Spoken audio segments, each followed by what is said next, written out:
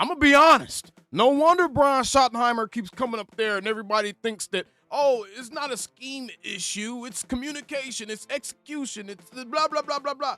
Hey, y'all, your boy just dove into the film. And something I like to do, especially when opposing teams score that many touchdowns, is you go and see how they scored those touchdowns. Because more times than not, it'll give you a very good idea as to what was going on throughout the entire game, bro. Let's get right into it because we're going to break down all 4 of Caleb Williams' passing touchdowns against the Dallas Cowboys secondary. And y'all, depending on how you look at this could either be good news or this could be bad news. Let's get right into it. But first, a word from our sponsors. The Jet Lag Warriors YouTube channel, a friend of the channel at this point. Y'all be sure to check out my guy and his wife, who he somehow drug along with him on a cross-country road trip to visit all of the Dallas Cowboys home and away games, man. Yeah, he's a glutton for pain this season because I don't think my boy gonna have too much fun. I ain't gonna lie to you. But regardless, the Jet Lag Warriors are traveling over 18,000 miles across the country in order to visit all the different away stadiums the Cowboys will be playing at. So that way they can see how fans treat Dallas Cowboys fans fully geared out at these stadiums, the facilities, seeing how good and or bad they are, and just the overall vibe. As you can see here, my guy was at Soldier Field this week. So if you want to be able to check out a Dallas Cowboys fans experience at Soldier Field, including during the actual game itself, man. During the actual game itself, he's also in the stands in a high quality vlog style video. So y'all be sure to check out the Jet Lag Warriors YouTube channel. I'll have that pinned in the comments below. It's no better way to get your team back on track is to play Dallas. Oh, this is foul, bro. This is foul. One of the fans in the stands started texting that. And I ain't gonna lie to you, bro. If you want to win somebody, I'm not a betting professional, man. And this is not betting advice. But, man, bet the over. Bet the over on any quarterback playing against the Cowboys because, my goodness, man, it was rough. But, again, be sure to check out the homies Jet Lag Warriors YouTube channel and tell them AOC sent you. Shout out to Jet Lag Warriors, sponsor of today's video.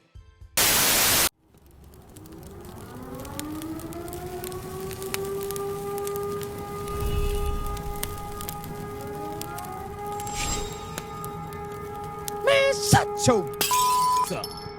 All right, y'all, let's go ahead and jump right into this thing, and I'm going to just start with the very first touchdown. This touchdown here is going to be the Caleb Williams deep pass down the left side of the field to Rome Odunze for 35 yards. Now, obviously, we know what happened on this play. We really don't have to actually watch this one. Trevon Diggs tried to hit Odunze with a long arm. He tried to jam him off the line, and he slipped when he was getting back into his drop, and we already kind of know what happened there. So let's go ahead and take a look at this. But what I actually want y'all to see is this video, man. This is going to be a mixed bag right here. This is not just you can blame it on one specific player. You can blame it on one specific aspect of the defense because, truthfully speaking, they're telling us the truth with a lot of the stuff that they're saying. So let's go ahead and break this play down. I'm going to let it run all the way through. First, and actually, no, I'm not. I'm going to be pausing a little bit because something y'all have to understand is the NFL copyrights this type of stuff, y'all. The NFL copyrights this. Now, I have no clue. Appreciate you, NFL, for letting me do it. I have no clue how I've been able to do this without getting these videos copyrighted, bro. But the NFL copyrights this for a lot of people. So I have to stop, make it transformative, break down what I'm seeing. I cannot just let the play run all the way through. So for those of y'all that kept telling me to do that in the comments below last time, bro, I cannot do that. Let me make my money and shut your ass up, man. Sit back and chill, bro. Damn. Now, let's get back into this, bro. Once you see this play, you're going to understand why I actually showcased this first play. Now, obviously, again, we know what happened. Trevon Diggs tries to hit him and jam him off the line with the one arm, and as soon as he turns around to start running with Rome, he slips. Immediately. You can see that at the top of your screen. He immediately slips, had to get his footing back, and the rest is history. Rome Odunze was wide booty butt naked open over here. Now, what y'all didn't see, and what I want y'all to see, is even if Trevon didn't slip on this play, I want y'all to see how many dudes are actually wide open on this play, bruh. Let's look at this again. All right, Caleb's about to hike the ball. Boom, got the ball, bop, bop, bop, bop, top of his drop. Okay, at this point, he's at the top of his drop right here. He's ready to unload the ball. Even if Rome Odunze was not open, he would have been scanning the field, being ready to unload the ball. My guess is he's seen Trevon slip from the jump. That's why he locked on to Rome, because he knew he was going with it the whole time. All right, we got a 5-man rush right here. You can see 5 guys coming towards Caleb. What you don't see and what you didn't see, because we were paying so much attention to Trevon, is, y'all, Caleb literally has options of where he wants to go with this ball right here. Let's let it play out a little bit more. Boom. He has options. He could go here. He could go here. He could go here. And he likely would be able to go here. He could go to all 3 of those guys right there, even though Rome has all this open space up here. Now, watch this when I let this play. Yeah, he would have had DJ Moore. He would have had the guy coming across the middle. He would have had the guy coming on a deep cross. And he had Rome Odunze going down the sideline. So it didn't matter. He was going to get first down yardage on this play regardless of what was going on. This right here was just a bad play call, straight up. This was just a bad play call. And if you take a look at it, y'all, if you take a look at it, for those of us that's wanting them to play more man, I've seen people talking about them playing more man. This was a man look. Y'all see Reddy going back and forth with the receiver right here. This was a man look right here, y'all. So they got burnt on man. This is why they can't just go out there and play man, bro. These dudes aren't comfortable, aren't confident enough. And it looks like they don't have the tools to really play man properly, man. I don't know if our corners can run well enough to really be able to play man. Because if you see this, all these guys are beat right here, bro. Even if Caleb throws this ball, all of these guys are beat right here. None of these guys would be able to make a play on the ball, especially if the ball is thrown into the right location. And there were several big plays on the field right here. Hell, if the guy at the bottom screen caught it, he would have had a blocker down here in DJ Moore. Ain't no telling where he would have been able to go. He probably would have got to at least the 20. Then you got my guy right here. I think this is Colston Loveland, the tight end. He would have been up here at the 20. I mean, everybody would have had a deep gain on that one. That's why I was like, let's take a look at this one, because, hey, man, Trevon got burnt, but everybody was cooked. Everybody was barbecue chicken alert. All right, this is going to be the flea flicker, y'all. This is going to be the flea flicker, and this is probably going to piss people off looking at this one, too, because I'm not going to lie to you. I think this one right here, this was about the execution. This was about the players on the field not doing what they need to do, not staying disciplined, bro. And Shadi kind of called it out in his press conference. If you actually take a look at this, right here, okay? If you actually take a look at this, what's going to happen is you're going to have Kyer Elam. You're going to have Malik Hooker. I think this is Malik Hooker back here is the deep safety. You're going to have Kyer and Malik back there is playing the deep routes, essentially, trying to keep things in front of them, right? Let this play out. What do both of these guys do, bro? Right when the running back got the ball, and by the time he pitched it back, both of these guys start crashing towards the line of scrimmage. And I don't know if they're not paying attention to the fact that the receivers aren't even trying to block anybody. I don't know if they're paying attention to the fact that the receivers aren't even looking like they're about to play a run play. But both of them boys was going downfield, bro. Both of them was going downfield. At that point, both was wide open. Now, I'm going to be honest. This is also some pretty good play design, because Malik Hooker was kind of in no man's land regardless, because if you take a look at this, 14 was coming across on a deep crosser. He was coming across the middle anyways, going right in front of Malik Hooker's face. So Malik Hooker would have had to make a decision. This is all on Kyer Elam. Let me show y'all where this guy's man is supposed to be. He's way back here. He's way back there, bruh. This was all on Kyer Elam. This was one of those, lack of execution type plays right here. That's why he was so wide open. And you see Malik Hooker was the closest man in that jurisdiction. Again, it's very, very deceptive when you see, he was the closest guy to the touchdown. It must be his fault. It's very, very deceptive when you look at it like that, because Malik Hooker got caught no man's land right here. He absolutely got caught no man's land right here. You can see Donovan Wilson. He's in the box right here. So Donovan Wilson stepped up into the box. So there was one adjustment made. We didn't see Dono coming up into the box a whole lot last time. He's in the box right here, right? He's in the box right here. He's going to essentially kind of be playing almost like a nickel linebacker type of role, like a smaller linebacker type of role right here. And he was going to help them with the run.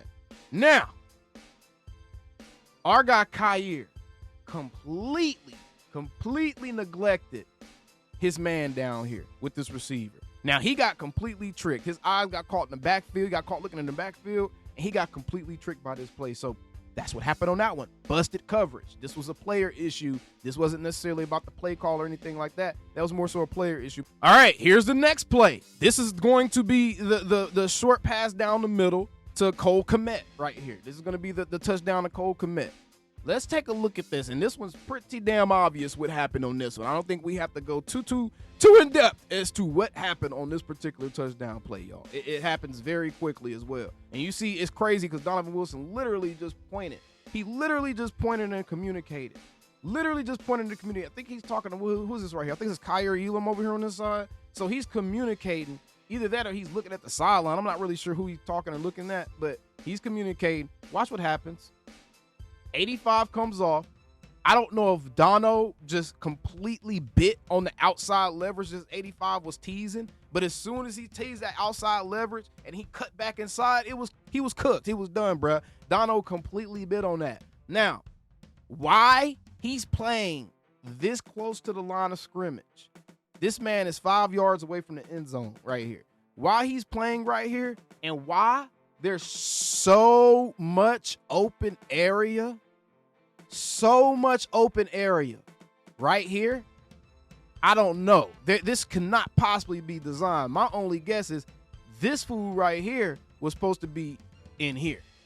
Dono was supposed to be in here, bro. And he completely bit on that outside leverage that the tight end tees, bro. Look at this. Completely bit on it.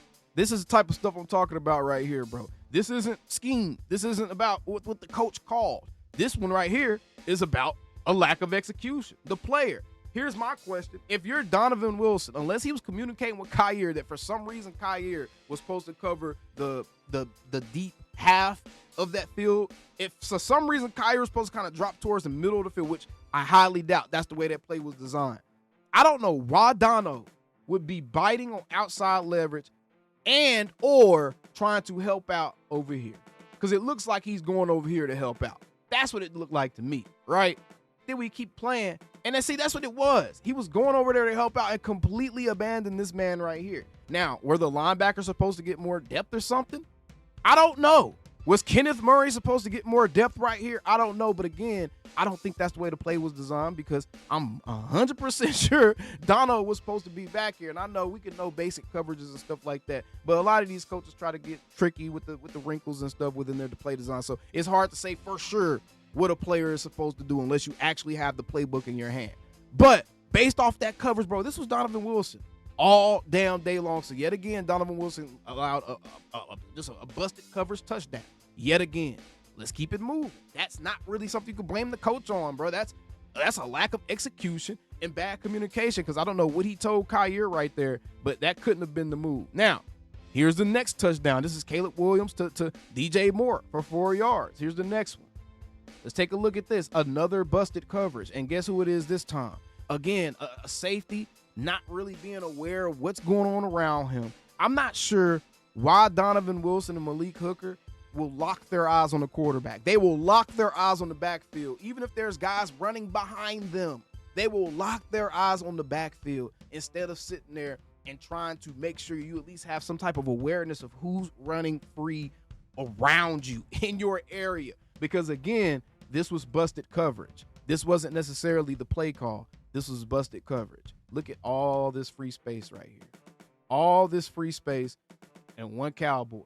And that Cowboy is completely out of position because on this particular play, he should have identified the man that was within his zone, and he should have made sure that he was in the path. He was in the line of sight between the receiver and the quarterback. If you look at this play again, look at what happens. Look at what happens right here again. Again, you got Dono, Malik Hooker as your safeties.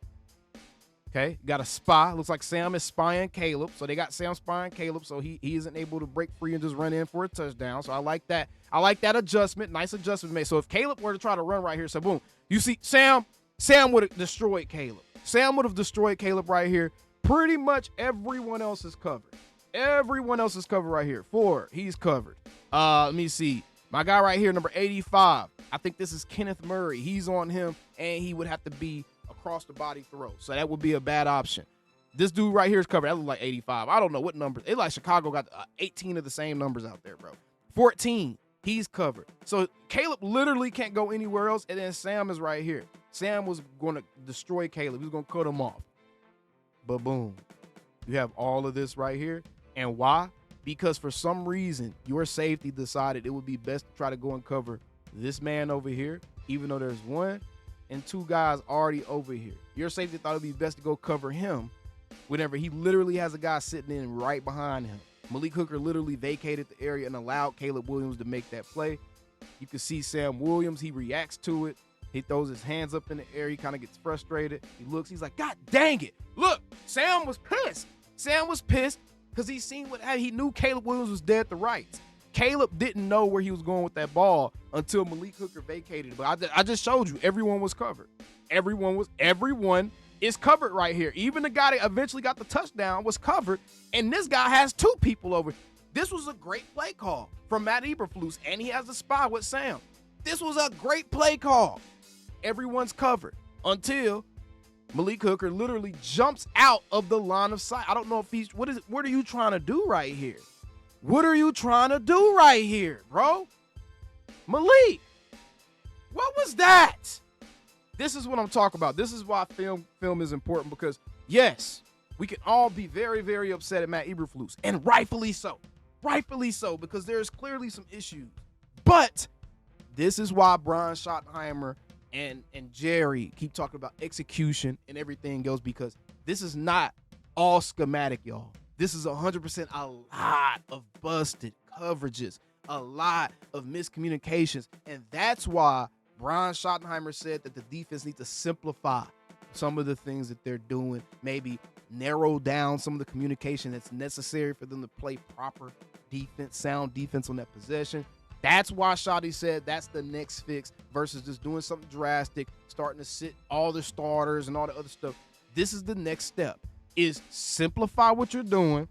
Yes, we're going to stay mobile, but simplify what the guys' responsibilities are, how much they have to communicate and all that stuff to play proper defense. Simplify that, and let's see if it makes it easier for these guys to kind of play free and play more instinctually. And actually, let me take that back. Malik Hooker and Donovan Wilson, they don't need to be using their instincts. Their instincts suck. They don't need to use their instincts.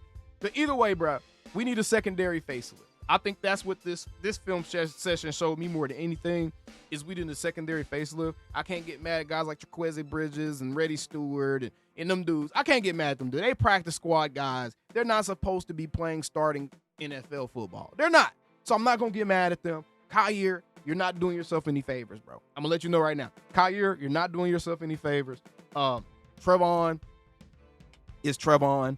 And the safeties just, they're not very good. I mean, I don't know how else to say it. I want to keep this to an analysis. They're just not very good at what they do consistently enough. They'll have a good game here and there, but they're not very good consistently. And they don't show very good instincts, quite frankly. I think Malik Hooker shows probably better instincts than Dono. But you could just see right there, Malik was also lost in the sauce, lost in space, man. But either way, y'all let me know down in the comments below. What did you think about today's video? Again, shout out to Jetlag Wars for sponsoring today's video. I'll see you guys on the next one. Calling me, texting me, paging me, asking me, am I still in ball? Y'all usually check on me. Listen. I'm still in boys. Hey! Woo! Oh, shut up, my boy. Hey! I'm still in boys.